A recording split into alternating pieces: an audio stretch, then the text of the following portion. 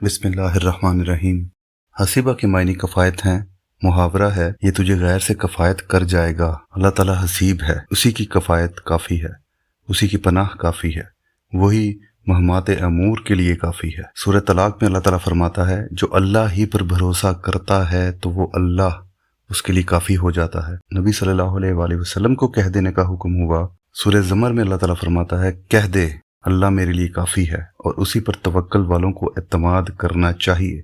سورہ توبہ میں اللہ تعالیٰ فرماتا ہے اگر یہ روح گردانی کریں تو کہہ دے کہ اللہ مجھے کافی ہے، اس کے سوا کوئی معبود نہیں، اسی پر میرا اعتماد ہے، وہی بزرگ ترین عرش کا پروردگار ہے۔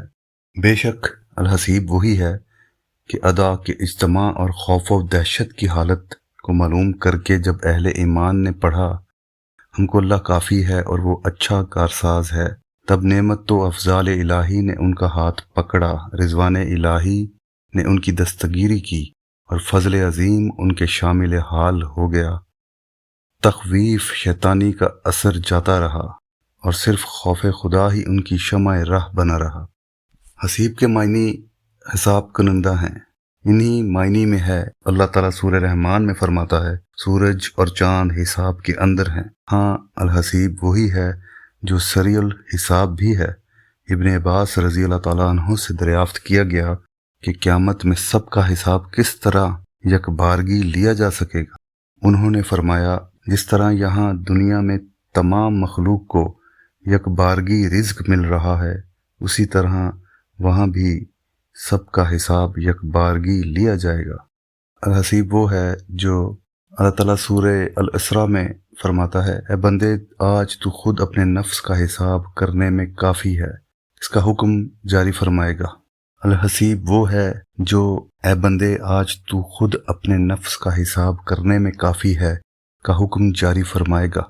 الحسیب وہ ہے جو تیرے رب کی طرف سے جو جزا ملے گی وہ عطا ہوگی اور وہ اندازہ با اندازہ ہوگی، کی شان میں متقین پر جود و نوال اور لطف و افضال کے دروازے کھول دے گا۔ یہ صفت 3 مقامات پر 2 مختلف تراکیب کے ساتھ آئی ہے۔ وَكَفَى بِاللَّهِ حَسِيبًا إِنَّ اللَّهَ عَلَى كُلِّ شَيْءٍ حَسِيبًا۔ صفت حسیب 3 آیتوں میں مذکور ہے۔ سورہ نساء میں اللہ تعالیٰ فرماتا ہے وَكَفَى بِاللَّهِ حَسِيبًا، اور مت کھا جاؤ یتیموں کا مال فضول خرچی سے اور اس خوف سے کہ وہ یتیم جب بڑے ہو جائیں گے تو ان کا مال ان کے حوالے کرنا پڑے گا اور وہ خود اپنے اموال پر قابض اور متصرف ہو جائیں گے اور ہمارا اختیار جاتا رہے گا، لہٰذا جلدی کر کے ان کے بڑے ہونے سے پہلے ہی جتنا کھا سکو وہ کھا لو۔ حق تعالیٰ نے اس اسراف اور مبادرت کی ممانعت کر دی ہے، ایسا ہرگز نہ کرو، بلکہ تم کو یہ چاہیے کہ جو یتیم کا ولی اور سرپرست توانگر ہو، یعنی اس کے پاس بقدر کفایت موجود ہو اور یتیم کے مال کی اسے حاجت نہ ہو، تو اس کو چاہیے کہ یتیم کا مال لینے سے بالکل احتراز کرے، اور جو حاجت مند اور ضرورت مند ہو تو اس کو اجازت ہے کہ دستور کے مطابق کھا لے، یعنی یتیم کا پرورش کرنے والا اگر حاجت مند ہو تو یتیم کے مال سے صرف اس قدر لے لے جس قدر اس کی خدمت کا عرف میں حق ہے، دستور کے مطابق جس قدر اس کام کی اجرت ہوتی ہے صرف اس قدر لے، اور اگر مستغنا ہے تو کچھ نہ لے۔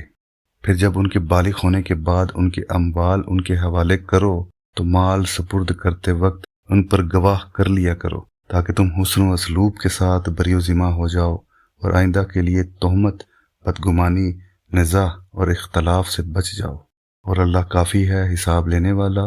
یعنی اگر ولی نے یا گواہوں نے کسی قسم کی خیانت کی ہے تو اللہ تعالیٰ ان کے ظاہر و باطن سے خبردار ہے، وہ ان سے حساب لے گا۔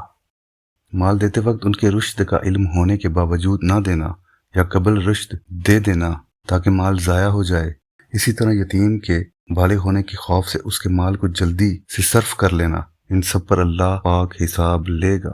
ان اللہ کان علی کل شیء حسیبا۔ اشارہ اس طرف ہے کہ اگر احسان کا بدلہ اصل سے زیادہ ہو تو بہتر ہے، ورنہ برابر سرابر بھی کافی ہے۔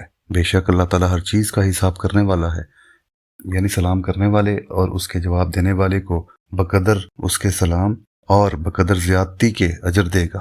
سلام کا جواب برابر یا اس سے اچھا دینا یہ معمولی نہ سمجھا جائے، اس پر بھی حساب ہوگا، کیونکہ جواب قلبی کیفیت و تعلقات کی نمائندگی کرتا ہے۔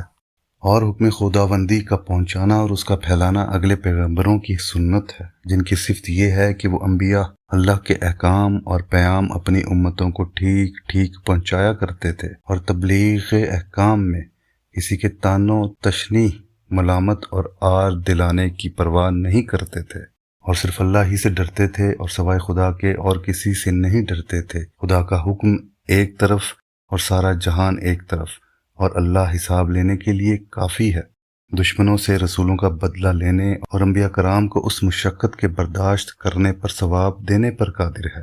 وہ خود آپ صلی اللہ علیہ وآلہ وسلم کے دشمنوں کے ضرر کو دفع کر دے گا، لہٰذا اس نگاہ کے بارے میں آپ صلی اللہ علیہ وآلہ وسلم پر جو طعن کرے گا، اللہ تعالیٰ اس کے دفاع میں کفایت کرے گا۔